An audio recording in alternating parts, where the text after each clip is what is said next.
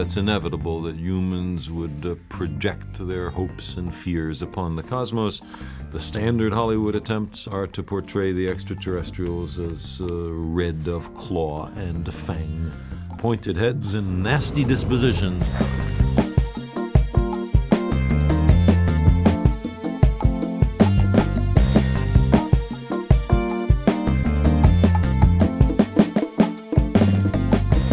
Spielberg has made an important step forward, E.T. and Close Encounters of the Third Kind, to show the possibility of benign extraterrestrials. But even there, the extraterrestrials are only slight variants on human beings when the evolutionary record is clear that extraterrestrials would be very different from us.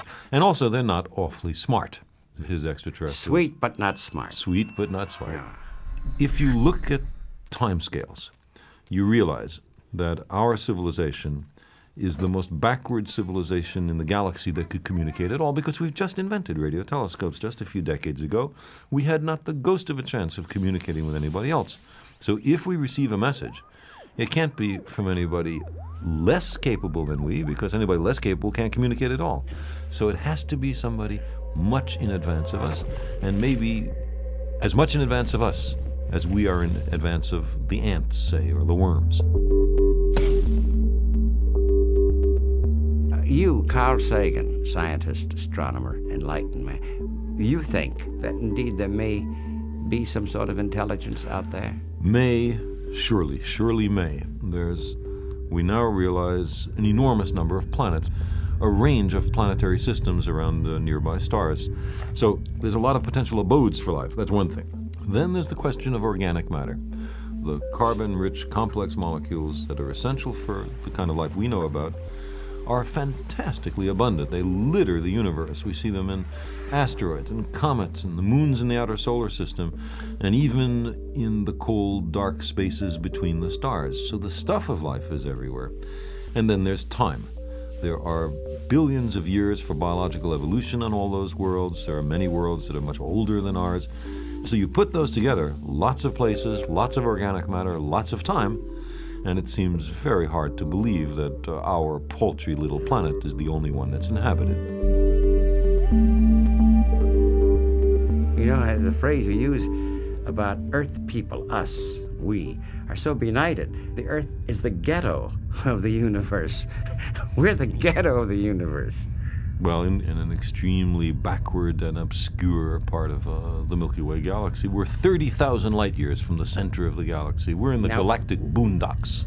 This whole galaxy is only one of probably hundreds of billions of other galaxies, a useful calibration of our place in the universe. There's also religion in science. There is a tendency in both schools of thought to think that they have a corner in the truth. I mean, a way to look at it is the following. Science and religion on some level are after the same thing. Take the question of our origins. Both science and religion attempt to approach this question. But the religions all contradict each other, so they can't all be right. The Judeo-Christian Islamic religion holds that the world is about 6,000 years old. You just count up the begats in the Old Testament. It's very clear, 6,000 years old. The Hindus have an infinitely old universe with an infinite number of creations and destructions of the whole universe. Now, those two major religions can't both be right. How do you tell which is right and which is wrong? Well, the only way is to appeal to the natural world around us. And the natural world around us shows that the Earth, for example, is about 4.6 billion years old, nothing like 6,000 years old. So a literal reading of the Bible simply is mistaken. I mean, it's just wrong. It's just wrong. As a work of science, it is flawed. It's the science of the Babylonians in the 6th century BC, and we've learned something since then.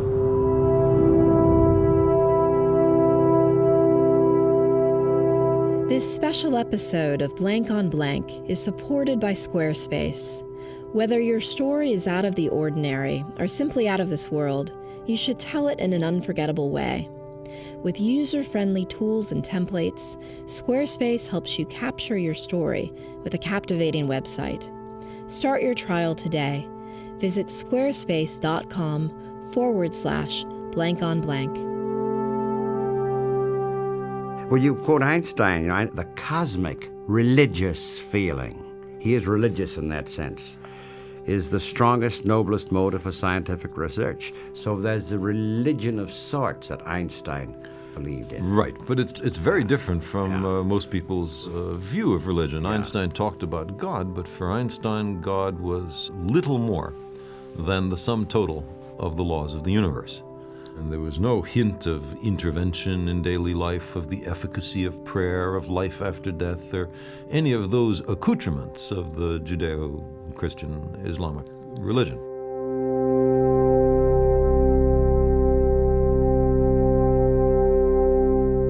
This episode was also supported by the Alfred P. Sloan Foundation, enhancing public understanding of science, technology, and economic performance. More information on Sloan at sloan.org.